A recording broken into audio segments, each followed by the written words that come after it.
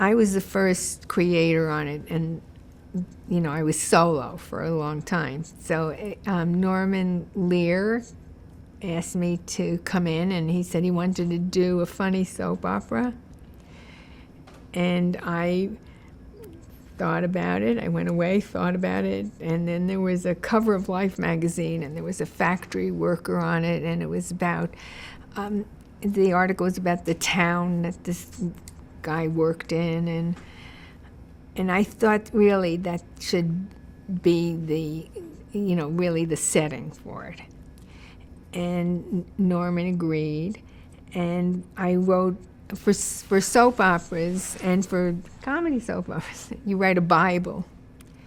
So I wrote this, it's more than a treatment, maybe 10 pages about what it's going to be about.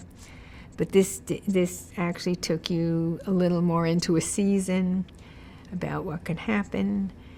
And he looked at me one day and he said, "Louise Lasser," because I have this very slow way of talking, and so does she. And so I see how it happened.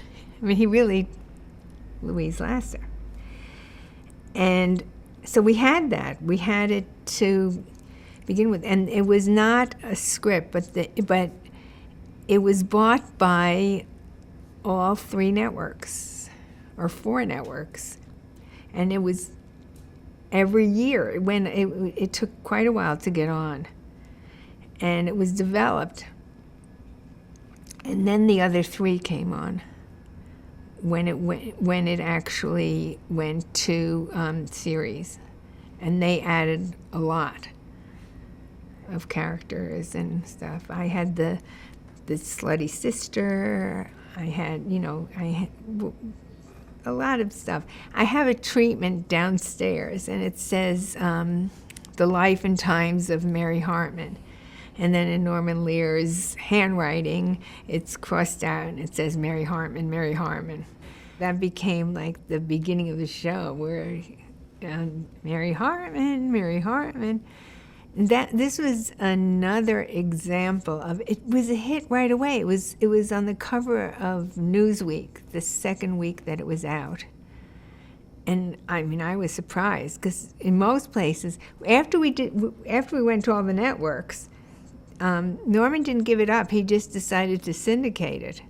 And it was the first syndicated, original syndicated show ever. And it was on opposite the news in most places, because it was on 11 o'clock at night. I never expected it to be what it was.